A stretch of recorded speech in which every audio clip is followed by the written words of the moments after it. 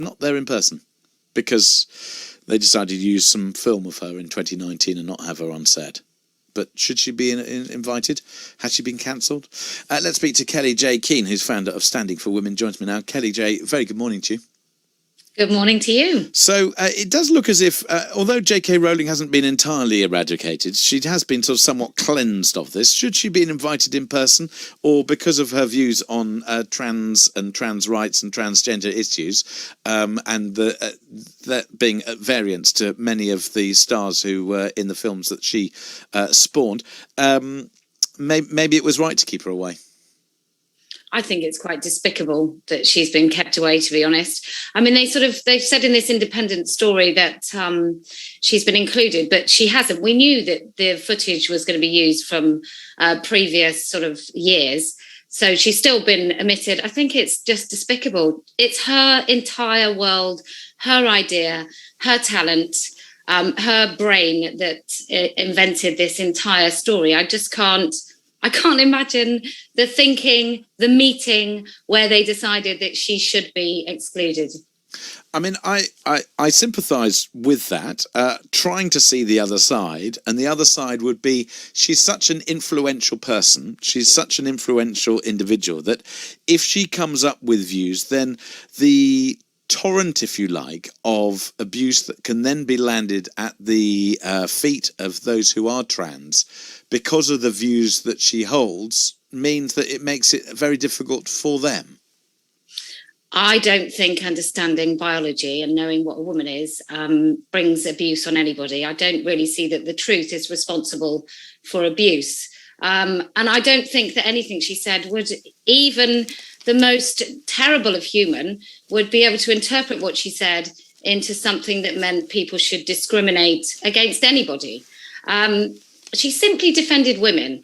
And I think that's a really brilliant point of view, and one that most of the country holds. It's just simply not true.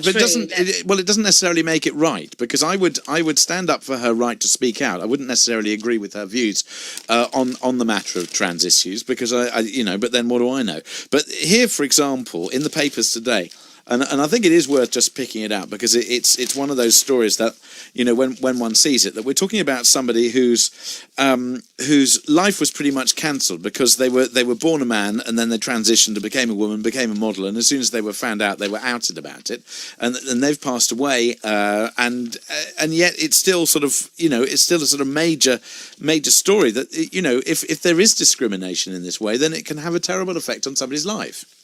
What's that got to do with J.K. Rowling saying that women are adult human females and deserve rights? What on earth is that? What has that model got anything to do with J.K. Rowling? If somebody says that they're a female and they're not, and they get found out, then they've been dishonest. Does it mean that they should lose their livelihood? Absolutely not, depending on obviously what that job is. But no, I don't really understand how that's got anything to do with J.K. Rowling. Well, it's got everything to do with it, because if, for example, you have a look at the discrimination that does arrive at people. So this individual here, born as George Jameson, transitioned and then became a model, and then when she was exposed as having been originally born as a man as opposed to the woman that she portrayed, then her life was kind of over and the discrimination started. And I guess Meaning what? How was her life? How was his life over? Well, do you call him or her? Totally him. You see, that's the problem, because they were born a man and then they became a woman, so they can never be her. Absolutely, I don't think any man can ever become a woman. No. So then there's the problem, isn't it? What? Not lying. Well, it's not a question of not lying. It's a question of not necessarily understanding that somebody can be born in somebody else's body, in the sense that you can be born physically a man or a woman, but inside you may be, and it has been recognised, that you might yourself be an opposing sex in terms of how your brain works. Are you saying that that person should be discriminated against for the rest of their life because of the physicality of it? No, I'm saying what you've just said there is absolute nonsense. There's no way that you can be... You are your body. There is no separation between your biological sex. No. You see, I'm afraid that's wrong. No. In what possible way would the DNA of a human build all the cells one sex, except a tiny little bit of a brain that would be a different sex? Well, that's not necessarily. I mean, are you an expert in this? Well, I'd probably say I was more of an expert than somebody who thinks you can actually. Well, you're just change telling me that you're an expert because you're female, and therefore. No, you use the word expert. I didn't use the word expert. You did. Yeah, well, you're telling me that you can't possibly, but you have no expertise to back it up. Whereas doctors who are experts will say that people can be born. I mean, do you accept? No, doctors don't say that. People who are invested, medical professionals who are invested in the industry, might well suggest that there is such a thing as being born in the wrong body. Doctors who actually care about patients and truth and honesty don't say such things. Can okay? Let's just establish how that. Can you be born? Can you be born gay? I think there are two routes to homosexuality, according to someone like Sheila Jeffreys. You can either be born gay or you can choose to be gay. You can choose to be gay? Well, yeah, that's according to Really? people who have written about it. Yeah. Right. I mean, you'd probably have to survey the entire population of gay people. I certainly know some gay people who don't think they were born gay, and I know plenty that do. Right. Okay, that's interesting. Okay, and so you don't think that you could be born female, but in fact, in terms of how you operate, you are a man? No, I think you can probably be born any sex and behave in any way, and that doesn't really change your biological structure. But isn't that because you are certain on who you are, in the sense that I'm pretty certain on who I am, and therefore we can come at this subject with the knowledge and the experience that we have. But you could never be in the body, in the mind, in the brain of somebody else. And in fact, by saying the things that you're saying is pretty hateful, pretty disturbing, and pretty unpleasant. It hateful? I think what you're saying is pretty hateful towards women, actually, that somebody can just rock up and decide to change. They don't decide. Of course they do. No, you see, that's the problem. That's the problem. You're assuming that they do, whereas I'm saying, I don't know. I'm not an expert in this, and I'm not somebody, and therefore, I am unsure. But people tell me who have gone through transitioning, it's probably the most difficult thing to face, to confront, to deal with, and because of the views of people like you, it means that they are facing discrimination at every turn, and you're making their lives worse. I just don't want men in women's spaces, and I don't care how those men identify. So it's up to everybody, however they want to live their lives, that's fine. But when it impeaches upon my life... How does it impinge on your life?